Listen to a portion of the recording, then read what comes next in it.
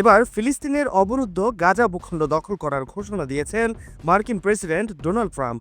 তিনি বলেছেন, যুক্তরাষ্ট্র গাজা উপত্যকা দখল করবে এবং সেখানকার মালিক হবে। ইসরায়েলি প্রধানমন্ত্রী বেনিয়ামিন নেতানিয়াহুর সঙ্গে এক প্রেস কনফারেন্সে তিনি এই ঘোষণা দেন।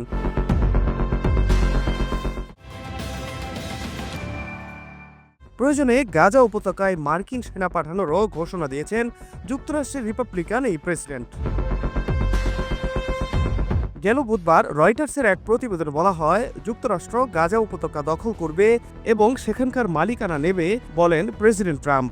গাজার বাইরে ফিলিস্তিনিদের স্থায়ী পুনর্বাসনের ইঙ্গিত দেওয়ার পরপরই ট্রাম্প বলেছেন, শিগগিরই যুক্তরাষ্ট্র গাজা উপত্যকা দখল করবে।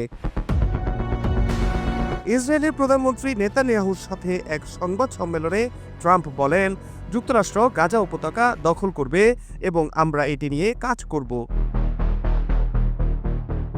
আমরা গাজার মালিক হব এবং সেখানকার সমস্ত বিপজ্জনক অবিস্ফোরিত বোমা এবং অন্যান্য অস্ত্র নির্মূল করব। ভূখণ্ডটি সমতল করব এবং সেখানে এমন অর্থনৈতিক উন্নয়ন করব যা ওই এলাকার মানুষের জন্য চাকরি এবং আবাসন সৃষ্টি করবে।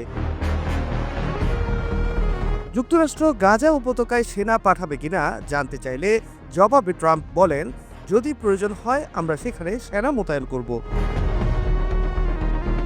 যুক্তরাষ্ট্র গাজা উপত্যকাকে দীর্ঘমেয়াদী মালিক হিসেবে দেখতে চান বলে আশাবাদী ট্রাম্প।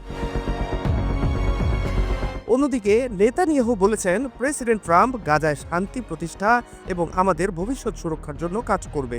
তবে আমাদের নিশ্চিত করতে হবে যে গাজা আর কখনো ইসরায়েলের জন্য হুমকি হয়ে উঠবে না। ফাহাদ শাহরিয়ার, বাংলা ফ্লো।